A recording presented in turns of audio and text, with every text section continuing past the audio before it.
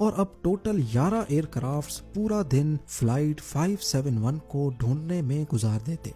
ادھر crash site پہ بچے ہوئے پیسنجرز کے اوپر سے کئی بار ریسکیو پلین گزر کر گئے، لیکن ان کے لاکھ اشارے دینے کے باوجود بھی ریسکیو پلینز کی نظر ان پر نہ پڑ سکی۔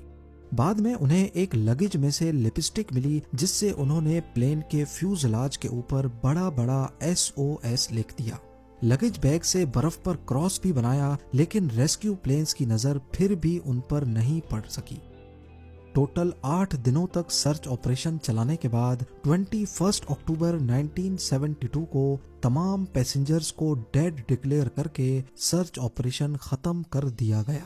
11ویں دن کریش سائٹ پہ موجود پیسنجرز کو کاکپٹ میں ہی ایک ریڈیو ملا، جس کو ٹیون کر کے انہوں نے خبر سنی کہ ان کو ڈھونڈنے کے لیے چلایا جانے والا سرچ آپریشن اب بند کر دیا گیا ہے۔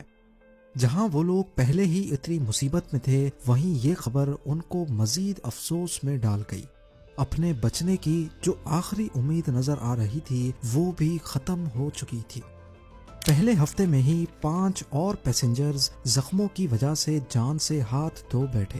اب کریش سائٹ پہ صرف 28 پیسنجرز بچے تھے۔ انہوں نے جہاز کے ملبے اور لگیج کو اکٹھا کر کے پلین کے فیوزلاج کو بند کیا تاکہ ٹھنڈ سے بچا جا سکے۔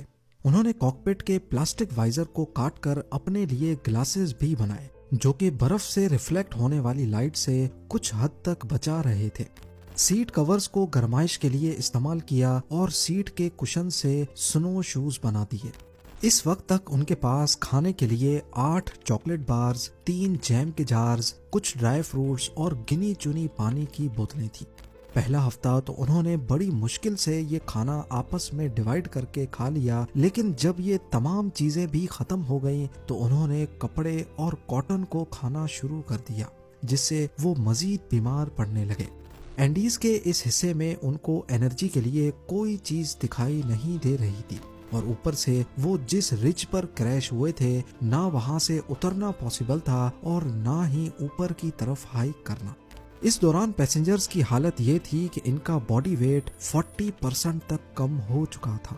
آخر جب ان کو کچھ سمجھ نہیں آیا تو انہوں نے اپنے مرے ہوئے ساتھیوں کے باڈی پارٹس کھانا شروع کر دیے۔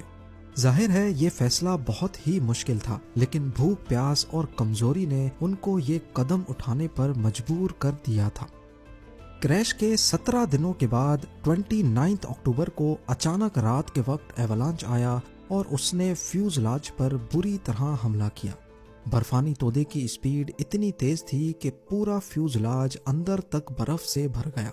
اس حادثے میں 9 سروائیورز مارے گئے۔ بچے ہوئے 19 لوگوں کے ہاتھ جو کچھ لگا انہوں نے اس سے برف کو ہٹایا اور آکسیجن کے لیے جگہ بنائی۔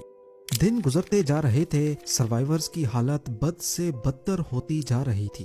ایک ایک کر کے سارے موت کی نظر ہو رہے تھے اور